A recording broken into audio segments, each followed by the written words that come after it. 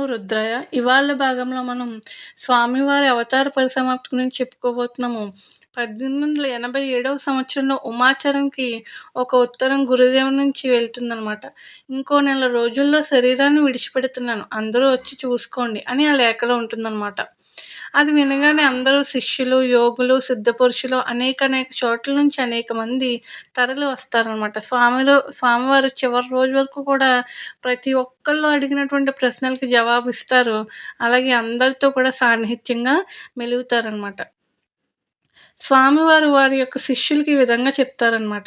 "నేను సరిపడేంత పెట్టెను తయారు చేయించండి. అలాగే ఒక తాళాన్ని కూడా ఉంచండి. నేను ఈ పెట్టెలో కూర్చున్న తర్వాత తాళాన్ని బిగించి అసీఘాట్ నుంచి రాజాఘాట్ దాకా తిప్పి, మళ్ళీ రాజాఘాట్ నుంచి అసీఘాట్ దాకా తిప్పి, చివరికి పంచగంగా ఘాట్‌లో గంగా నదిలో పెట్టెను విడిచిపెట్టండి" అని వారి యొక్క శిష్యులకి చెప్తారనమాట స్వామి. అలాగే ప్రతీదీ కూడా ఏ సమయంలో చేయాలి, ఏంటని అన్నీ కూడా ముందుగానే వాళ్ళకి చెప్పి ఉంచుతారనమాట. అది 1887 పుష్యమాసం శుక్ల ఏకాదశి నాడు ఈ సంఘటన అనేది జరుగుతుందనమాట. స్వామివారు ధ్యానంలో ఆయన గదిలో చాలాసేపు ఉంటారు.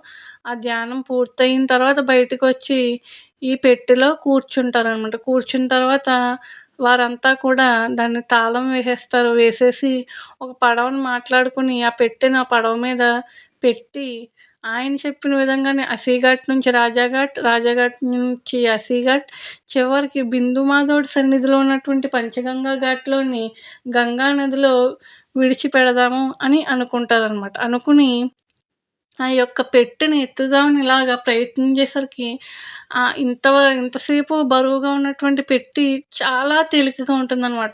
ఏమైంది, గురువుగారు అసలు ఉన్నారా లేదా అని వారు వెంటనే తాళం తీసి చూస్తే కాసిన్ని పువ్వులుంటాయి అంతే. అంటే దానర్థం గురువుగారు సిద్ధాశ్రమానికి వెళ్ళిపోయారనమాట. ఇదొక అద్భుతమైనటువంటి ఘటనని చెప్పుకోవచ్చు. వారు 280 సంవత్సరాలు జీవించారు. ఆ కాలంలో ఎంతోమందికి ఆయన అవతారం ఉన్నంత కాలం కూడా ఎంతోమందిని ఉద్ధరించారు. ఎంతోమంది రోగగ్రస్తుల్ని సంపూర్ణమైనటువంటి ఆరోగ్యవంతులుగా మార్చారు. ఎంతోమందిని సన్మార్గంలో నడిపారు. మంత్రాన్నిచ్చారు. మరణించినటువంటి వారిని కూడా బతికించారు. ఇలా ఎన్నో యోగ సాధనలు నేర్పించారు. వారితో పాటు ఉండే తోటి యోగులకు కూడా ఆయనకు తెలిసిన విద్యను పంచారు. ఇలా ఎన్నో మంచి పనులు చేసినటువంటి త్రైలింగ స్వామి మన తెలుగు నేలలో పుట్టడం అనేది మనకి ఎంతో గర్వకారణం అనమాట. అయితే ఆయన సిద్ధాశ్రమానికి వెళ్లారు. ఇప్పటికీ కూడా సిద్ధాశ్రమంలోనే ఉన్నారు. దీనికి సంబంధించిన రుజువుగా దాన్ని దర్శించినటువంటి కొంతమంది మహాత్ములు రాసినటువంటి రచనల్లో కూడా ఇది బయటపడిందనమాట. నారాయణ దత్త శ్రీమాలి అనేటువంటి మహామంత్రవేత్త కూడా ఈయన గురించి చెప్పారనమాట.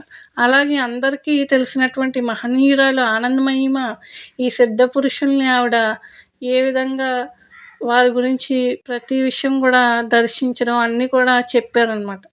మనందరికీ పరిచయమైనటువంటి ముంతాజ్ అలీ ఖాన్, మిస్టర్ ఎం అనే పేరుతో మనందరికీ కూడా ఆయన సుప్రసిద్ధులే. ఆయన రచించినటువంటి గ్రంథంలో కూడా ఎలాంటి మహాత్ములు ఉంటారు, హిమాలయన్ మాస్టర్స్ అంటే ఎలాంటి సిద్ధ పురుషులు ఉంటారు, త్రైలింగ స్వామివారి వంటి వారు ఇప్పటికీ అక్కడే ఉన్నారు అని అందులో కూడా చెప్పబడి ఉందన్నమాట.